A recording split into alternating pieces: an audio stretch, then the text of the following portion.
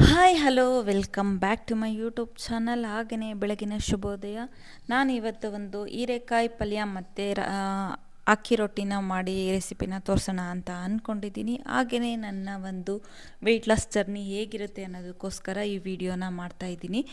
ನಾನು ಇವಾಗ after delivery 78 kgs ಇದ್ದೆ, ಮತ್ತು ನಾನು ಕಡಿಮೆಯಾಗಿ 62 ಆಗಿದೆ. ಇವಾಗ ನಂದು ವೆಯ್ಟ್ ಗೇನ್ ಆಗಿದೆ ಮತ್ತು ಸೊ ಹಾಗಾಗಿ ನಾನು ನೆಕ್ಸ್ಟ್ ವಿಡಿಯೋದಲ್ಲಿ ನಂದು ಎಷ್ಟು ಇವಾಗ ಪ್ರೆಸೆಂಟ್ ವೆಯ್ಟ್ ಇದೆ, ನೆಕ್ಸ್ಟು ಅದನ್ನು ಹೇಗೆ ನಾನು ವೆಯ್ಟ್ ಲಾಸ್ ಮಾಡ್ತೀನಿ ಅನ್ನೋದಕ್ಕೋಸ್ಕರ ವಿಡಿಯೋ ಮಾಡ್ತೀನಿ. ಇವಾಗ ನಾನು ನನ್ನ ಡೈಲಿ ರೊಟೀನ್ನ ಬ್ರೇಕ್ಫಾಸ್ಟ್ ಹೇಗಿರುತ್ತೆ ಅನ್ನೋದನ್ನು ನಾನು ವಿಡಿಯೋ ಮಾಡ್ತಾಯಿದ್ದೀನಿ. ಸೊ ಬನ್ನಿ ಹೇಗಿರುತ್ತೆ ನೋಡೋಣ. ಇಲ್ಲೊಂದು ಪ್ಯಾನ್ ಇಟ್ಕೊಂಡಿದ್ದೀನಿ, ಹೀರೆಕಾಯಿ ಪಲ್ಯ ಮಾಡೋಣ ಅಂತ. ಸ್ವಲ್ಪ ಕುಸುಬೆ ಎಣ್ಣೆ ಹಾಕಿದ್ದೀನಿ. ಕುಸುಬೆ ಎಣ್ಣೆ ತುಂಬಾ ಒಳ್ಳೆಯದು, ಹಾಗೆ ವೆಯ್ಟ್ ಲಾಸ್ಗೂ ಕೂಡ ಹೆಲ್ಪ್ ಆಗುತ್ತೆ. ಸ್ವಲ್ಪ ಜೀರಿಗೆ, ಸ್ವಲ್ಪ ಸಾಸಿವೆ ಹಾಕಿದ್ದೀನಿ. ಅದಾದಮೇಲೆ ಇಲ್ಲಿ ಕಟ್ ಮಾಡಿಟ್ಕೊಂಡಿರೋ ಅಂಥ 2 ಈರುಳ್ಳಿನ ಹಾಕಿದ್ದೀನಿ. ಈರುಳ್ಳಿ ಸ್ವಲ್ಪ ಬ್ರೌನ್ ಕಲರ್ ಬಂದ ಆದಮೇಲೆ ಅದಕ್ಕೆ ಕಟ್ ಮಾಡ್ಕೊಂಡಿರೋ ಅಂಥ 2 ಟೊಮೊಟೊನ ಸೇರಿಸ್ಕೊಂಡಿದ್ದೀನಿ. ಯಾಕೆ ಅಂದರೆ ಇಲ್ಲಿ ಹೀರೆಕಾಯಿ ಕಡಿಮೆ ಇತ್ತು, ಸೊ ಹಾಗಾಗಿ ನಾನು ಹೀರೆಕಾಯಿ 2 ಇದ್ದಿದ್ದರಿಂದ ಪಲ್ಯ ಸಾಕಾಗಲ್ಲ ಅನ್ನೋದಕ್ಕೋಸ್ಕರ ಇಲ್ಲಿ 2 ಟೊಮೊಟೊ ಮತ್ತು 2 ಆನಿಯನ್ನ ತೊಗೊಂಡಿದ್ದೀನಿ. ಈ ಥರ ನಿಮಗೆ ತರಕಾರಿ ಕಡಿಮೆ ಇದ್ದಾಗ ಪಲ್ಯ ಮಾಡಬೇಕು ಅಂದಾಗ ಈರುಳ್ಳಿ ಮತ್ತು ಟೊಮೊಟೊನ ಜಾಸ್ತಿ ಸೇರಿಸಿ, ಹಾಗಾಗಿ ಪಲ್ಯ ಎಲ್ಲರಿಗೂ ಆಗುತ್ತೆ, ಕ್ವಾಂಟಿಟಿನೂ ಜಾಸ್ತಿ ಆಗುತ್ತೆ ಅಂತಲೇ ಹೇಳ್ಬೋದು. ಇಲ್ಲಿ ಟೊಮೊಟೊ ಮತ್ತು ಆನಿಯನ್ನು ಸ್ವಲ್ಪ ಸಾಫ್ಟ್ ಆಗಲಿ, ಅದಕ್ಕೆ ಬೇಕಾಗಿರೋ ಅಂತಹ ಸ್ವಲ್ಪ ರುಚಿಗೆ ತಕ್ಕಷ್ಟು ಉಪ್ಪು ಮತ್ತು ಹಾಗೆಯೇ ಇದಕ್ಕೆ ಅರಶಿನ ನಾವು ಸೇರಿಸ್ಕೊಳ್ಳೋಣ. ಅರಶಿನ ಅದಾದ ನಂತರ 2-3 ಸ್ಪೂನು ನಾವಿಲ್ಲಿ ಅಚ್ಕಾರದ ಪುಡಿನೂ ಸೇರಿಸ್ಕೊಳ್ಳೋಣ. ಇದಕ್ಕೆ ನೀವು ಬೇಕಂದರೆ ಹುಚ್ಚೆಳ್ಳು ಪುಡಿ ಅಥವಾ ಶೇಂಗಾ ಪುಡಿನೂ ಸೇರಿಸ್ಕೋಬೋದು, ಆಪ್ಷನಲ್ಲು ಬೇಕಂದರೆ. ಇಲ್ಲಿ ನಾನು ಗುರೆಳ್ಳು ಪುಡಿನ ಸೇರಿಸ್ಕೊತಾ ಇದ್ದೀನಿ 4 ಸ್ಪೂನು, ತುಂಬಾ ಚೆನ್ನಾಗಿರುತ್ತೆ.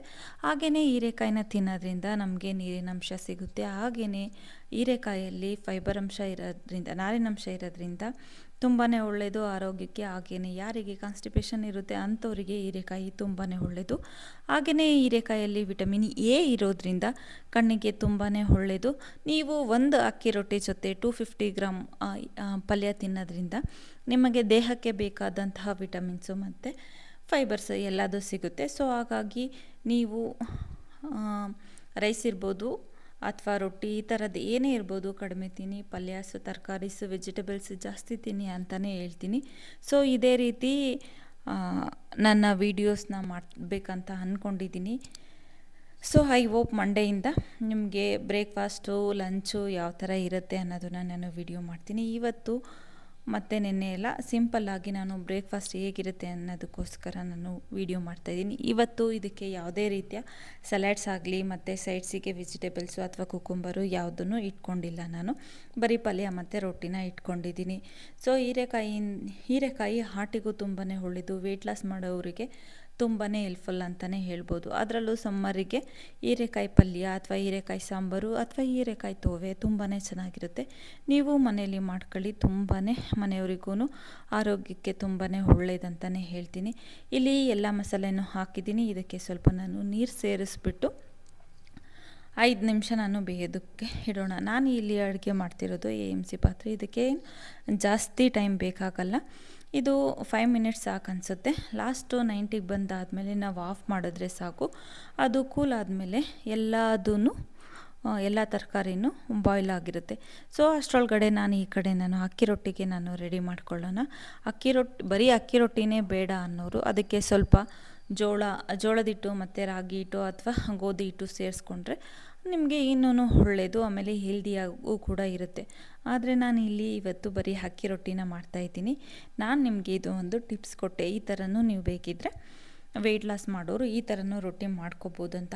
ಅದರಲ್ಲೂ ಜೋಳದ ರೊಟ್ಟಿ, ಜೋಳದ ರೊಟ್ಟಿ ತುಂಬಾ ಒಳ್ಳೆಯದು. ಸೊ ಈ ಥರ ಯೂಸ್ ಮಾಡಿಕೊಂಡು ತಿನ್ನಿ. ಐ ಹೋಪ್ ಈ ವಿಡಿಯೋ ನಿಮಗೆ ಇಷ್ಟ ಆಗಿರುತ್ತೆ ಅಂತ ಅಂದ್ಕೋತೀನಿ. ನನ್ನ ತಿಂಡಿ ಪಲ್ಯ ಎಲ್ಲ ರೆಡಿ ಆಯಿತು. ಸೊ ನಾನು ಇವಾಗ ಬ್ರೇಕ್ಫಾಸ್ಟ್ ಮಾಡಬೇಕು. ಸೊ ಎಲ್ಲ ರೆಡಿಯಾಗಿದೆ. ಈ ವಿಡಿಯೋ ನಿಮಗೆ ಇಷ್ಟ ಆಗಿದ್ದರೆ ನನ್ನ ಚಾನಲ್ನ ಸಬ್ಸ್ಕ್ರೈಬ್ ಮಾಡಿ, ಲೈಕ್ ಮಾಡಿ, ಶೇರ್ ಮಾಡಿ. ಇದೇ ರೀತಿ ನಿಮಗೆ ಒಳ್ಳೊಳ್ಳೆ ವೀಡಿಯೋಸ್ನ ಮಾಡಿ ಅಪ್ಲೋಡ್ ಮಾಡೋಕ್ಕೆ ನಾನು ರೆಡಿ ಮಾಡ್ಕೋತೀನಿ. ಸೊ ನಿಮ್ಮ ಫ್ರೆಂಡ್ಸ್ ಆ್ಯಂಡ್ ಫ್ಯಾಮಿಲಿಗೂ ಶೇರ್ ಮಾಡಿ. Thanks for watching. See you in the next vlog.